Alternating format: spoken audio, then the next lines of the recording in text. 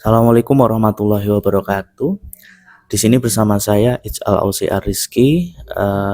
Kali ini saya akan memberikan penguatan materi kembali, di mana materi yang akan kita bahas kali ini adalah warisan budaya Indonesia, yang menjadi materi mata pelajaran IPAS kelas 5 semester 2. Nah, pertanyaan sebelum kita masuk ke dalam materi, kira-kira apa saja warisan budaya yang ada di daerah kalian? Dan apakah budaya tersebut merupakan hasil gabungan dari dua atau lebih budaya yang berbeda? Coba saya mau tahu jawaban dari anak-anak semua. Kira-kira warisan budaya apa saja yang ada di daerah kalian dan apakah warisan budaya tersebut adalah gabungan dari dua atau lebih budaya yang berbeda? Ada yang mau menjawab? Gandrung. Kira-kira gandrung itu hasil gabungan dari dua atau lebih budaya enggak? Nah, coba dicari dulu. Nah, kalau ada yang bisa menjawab, silakan bisa dituliskan jawabannya di kolom komentar di bawah. Kita akan lanjut ke sesi penguatan materi. Nah, di sini yang pertama, sebelum saya memberikan penguatan materi, saya akan menyampaikan tujuan pembelajaran dari materi kali ini. Untuk yang pertama yaitu memberikan contoh warisan budaya, benda dan tak benda di Indonesia, kemudian menjelaskan pengertian akulturasi budaya beserta contoh-contohnya, dan yang ketiga adalah menyebutkan beberapa cara dalam menjaga warisan budaya. Kita masuk ke penguatan materi yang pertama. Nah, tahukah kalian bahwa budaya yang kita miliki saat ini tuh merupakan hasil dari perjalanan yang panjang dari sejarahnya bangsa kita. Mulai dari tarian, kemudian dari pakaian, alat musik, rumah adat, candi, makanan khas, dan lain-lain. Itu adalah bagian dari warisan budaya, di mana hal ini perlu kita lestarikan. Nah, selanjutnya kita akan belajar terkait dengan apa saja warisan budaya khas Indonesia, baik yang berupa warisan budaya benda maupun yang tak benda. Nah, apa itu warisan budaya? Warisan budaya itu adalah peninggalan dari nenek moyang yang punya nilai sejarah, seni, serta tradisi yang nantinya akan diwariskan dari generasi ke generasi, di mana warisan budaya ini itu dibagi menjadi dua nantinya, yaitu warisan budaya berupa benda maupun warisan budaya berupa tak benda.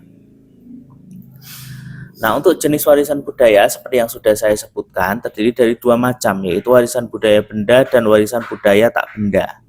Nah, warisan budaya yang termasuk benda itu adalah warisan budaya yang bisa kita lihat dan juga bisa kita pegang. Misalnya ada candi, ada rumah adat, kemudian ada pakaian, makanan khas, senjata tradisional, dan alat musik. Kemudian kalau yang tak benda itu contohnya yang bisa kita lihat namun tidak dapat kita sentuh. Contohnya ada lagu daerah, ada tarian daerah, musik, kemudian bahasa, kebiasaan, adat istiadat, dan lain-lain. Contoh warisan budaya benda itu ada seperti yang sudah saya sebutkan tadi, ada pakaian adat, ada makanan khas, dan kawan-kawan.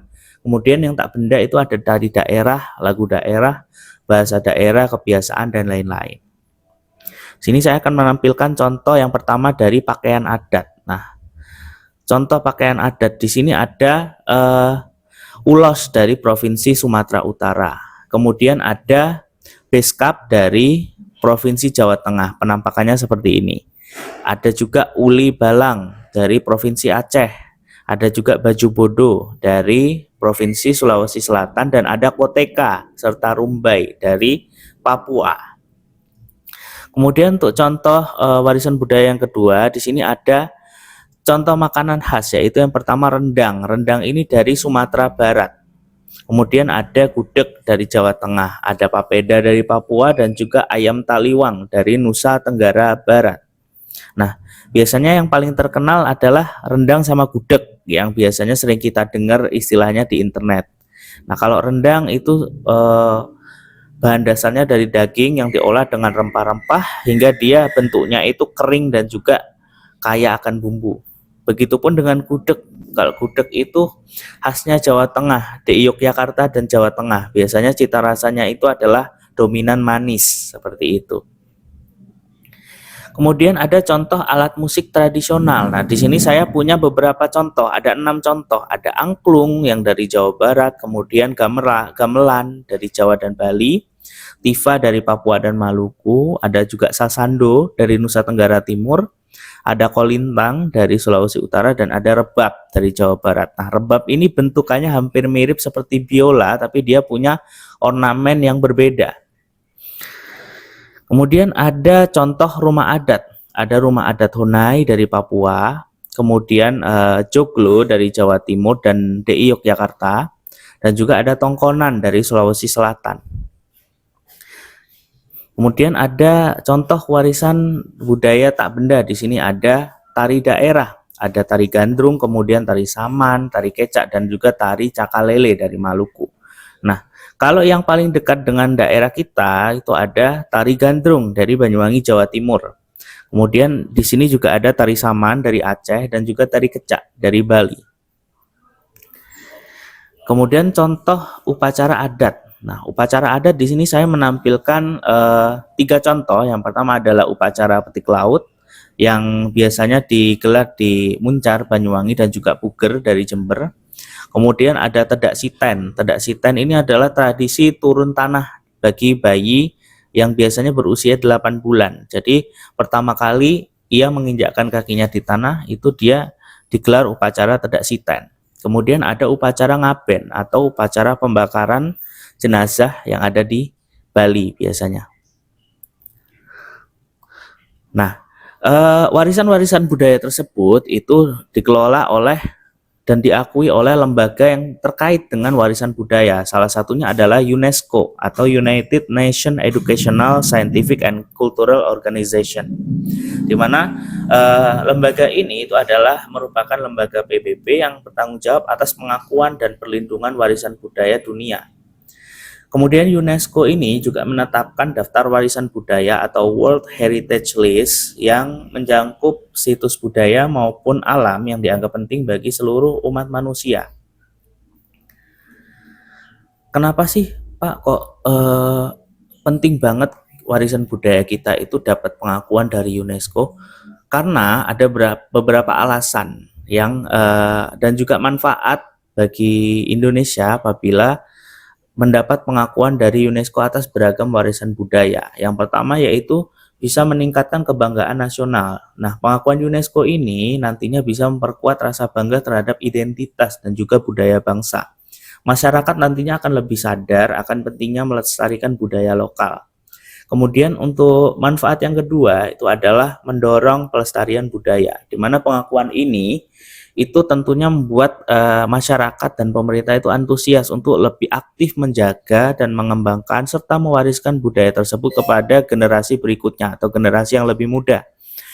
Kemudian untuk manfaat yang ketiga, bisa menarik wisatawan dan juga meningkatkan ekonomi lokal. Nah, warisan budaya yang diakui dunia itu tentunya akan memberikan rasa penasaran yang tinggi bagi wisatawan, baik wisatawan lokal maupun mancanegara, di mana ini akan menjadi daya tarik wisata internasional sehingga membantu peningkatan ekonomi masyarakat sekitar.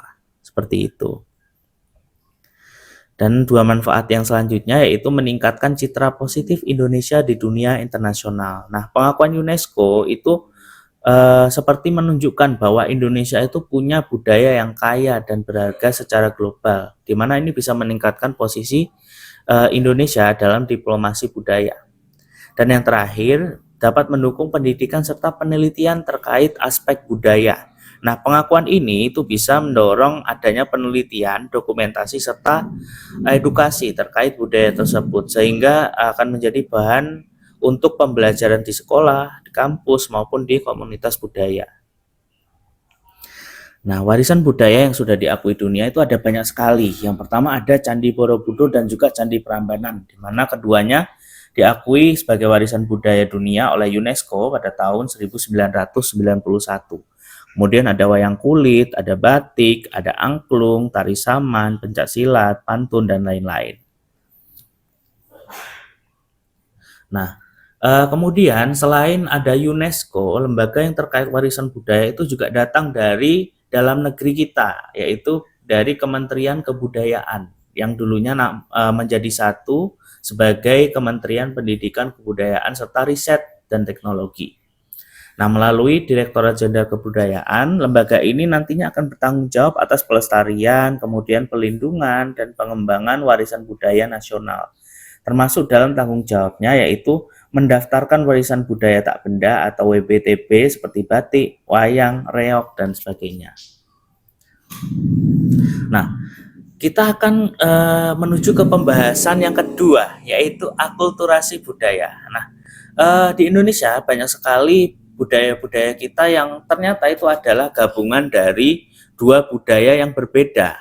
Nah, gabungan atau pencampuran dua budaya atau lebih di mana mereka saling mempengaruhi itu kita sebut sebagai akulturasi. Nah, di Indonesia akulturasi itu terjadi karena adanya interaksi dengan bangsa asing melalui perdagangan, melalui migrasi, dan juga melalui kolonialisme atau penjajahan. Di mana dahulu pedagang dari berbagai wilayah di dunia, baik dari Tiongkok, dari Arab, India, Portugis, Inggris, Belanda, itu semua datang ke Indonesia, menetap serta memperkenalkan budaya mereka. Yang mana hal ini seiring waktu budaya-budaya tersebut akan berpadu dengan budaya lokal di Indonesia sehingga menciptakan budaya baru yang merupakan hasil perpaduan dari budaya-budaya tersebut. Nah, contoh akulturasi budaya di Indonesia itu keberadaan Candi Borobudur, di mana ini adalah akulturasi budaya dari Indonesia dan juga India dengan aspek agama Buddha. Kemudian ada musik gamelan, di mana ini dia adalah akulturasi tiga budaya sekaligus, lebih dari dua bahkan, yaitu budaya Indonesia, India, dan juga Belanda. Ada juga wayang kulit yang merupakan akulturasi budaya Indonesia dengan India, di mana ini adalah gabungan dari aspek agama Islam dan juga Hindu. Kemudian contoh yang lainnya ada roti gambang, ada pempek, dan juga ada budaya. Ada kebaya maksud saya. Nah, menjaga warisan budaya Indonesia itu ada banyak sekali caranya. Yang pertama bisa melalui pemugaran. Pemugaran ini maksudnya dibongkar semuanya gitu Pak Ijal? Enggak. Pemugaran ini maksudnya adalah diperbaiki bagian-bagian yang rusak tanpa merusak ciri khas dari warisan budaya tersebut. Nah, usaha untuk memperbaiki dan merawat suatu bangunan ini itu penting supaya bangunan atau warisan budaya benda maupun tak benda lainnya itu tetap dalam keadaan baik tanpa mengubah bentuk aslinya, seperti itu. Kemudian yang kedua, mempelajari dan mempraktikkan warisan budaya. Nah, hal ini penting agar budaya yang diwariskan oleh nenek moyang kita itu tetap lestari. Nah, ini bisa kita lakukan dengan memahami sejarah, memahami nilai, manfaat, makna, dan juga mempraktikannya dalam kehidupan sehari-hari. Nah, dengan begitu kita dapat menghargai kekayaan budaya bangsa kita. Nah, kesimpulan dari materi ini, warisan budaya itu adalah peninggalan dari nenek moyang yang berupa nilai sejarah, seni, dan tradisi yang dapat berupa benda maupun tak benda, di mana akulturasi budaya terjadi di Indonesia akibat pencampuran budaya lokal maupun budaya asing yang masuk ke Nusantara.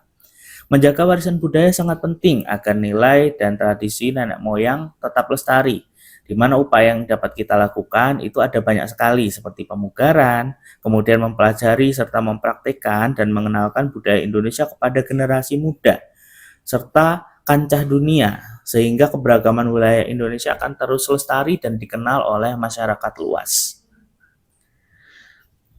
Nah, sekian penguatan materi dari saya untuk bab warisan budaya. Terima kasih atas perhatiannya. Saya mohon maaf apabila ada kekurangan dalam menyampaikan penguatan materi ini.